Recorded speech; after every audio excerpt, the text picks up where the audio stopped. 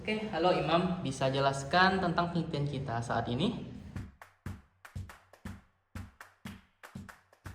Halo, kami adalah mahasiswa informatika dari Universitas Tanjung Pura. Dalam kesempatan kali ini, kami akan memaparkan hasil penelitian kami yang berjudul Persepsi Mahasiswa Terhadap Software Bajakan, Studi Risiko Kejahatan Cyber di kalangan mahasiswa Tanjung Pura. Penelitian ini kami laksanakan untuk memahami bagaimana persepsi mahasiswa melihat penggunaan software bajakan dan apa saja risiko cyber yang mengikutinya. Kemudian, apa sih latar belakang dari penelitian ini? Hal tersebut akan dijelaskan oleh Ragil Amirzaki.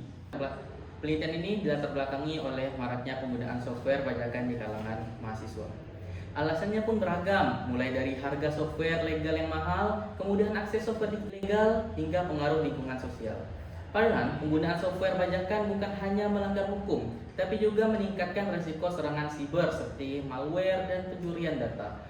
Kondisi ini mendorong kami untuk mengkaji lebih dalam persepsi mahasiswa terhadap masalah ini, khususnya di Universitas Tanjung Pura. Untuk tujuan dari penelitian ini akan dijelaskan lebih lanjut oleh Faris Aska Riani. Tujuan utama dari penelitian ini adalah untuk mendeskripsikan persepsi mahasiswa informatika Universitas Tanjung Pura terhadap penggunaan software bajakan dan resikonya terhadap kejahatan cyber.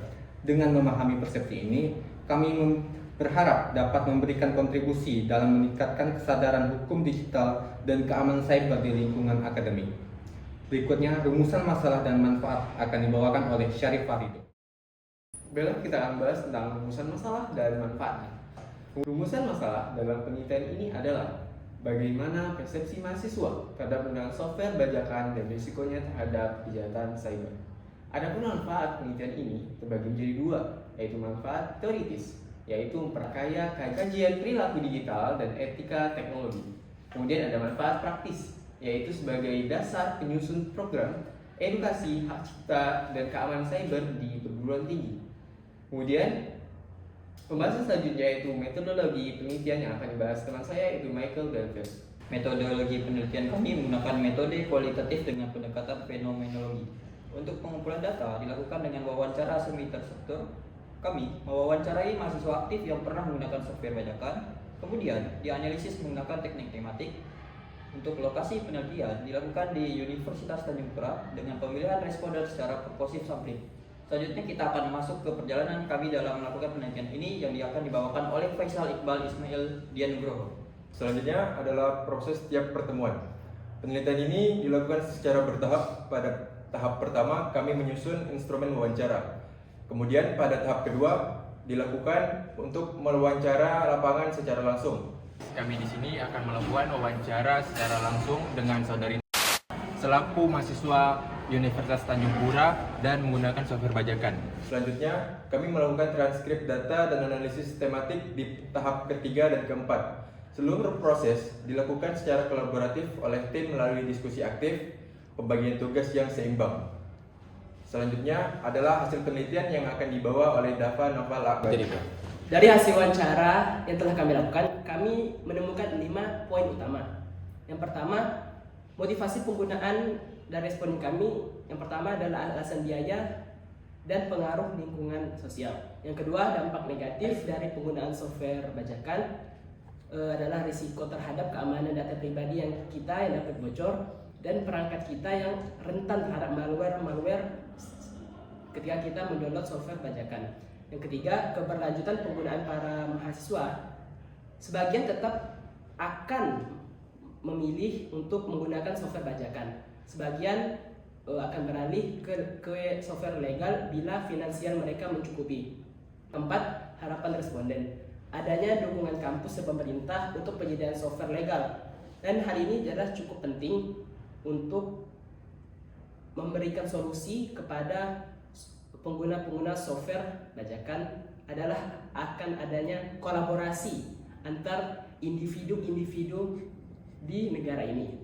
Yang kelima adalah kesadaran akan risiko. Mahasiswa sebenarnya amat sangat sadar akan risiko penggunaan software bajakan, tapi mereka masih belum mempunyai alternatif yang lain yang nyata. Dan selanjutnya analisa pembahasan yang akan disampaikan oleh teman saya ada Rizky Khawarizmi.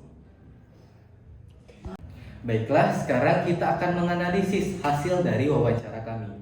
Analisis kami menunjukkan bahwa mahasiswa memiliki persepsi pragmatis terhadap software bajakan. Meskipun sebenarnya mereka tuh sadar bahwa itu tuh ilegal dan beresiko, tetapi faktor keterbatasan ekonomi serta faktor sosial juga berpengaruh besar terhadap hal ini. Banyak mahasiswa yang terpengaruh oleh lingkungan sekitar mereka dan menganggap software bajakan itu sebagai hal yang lumrah.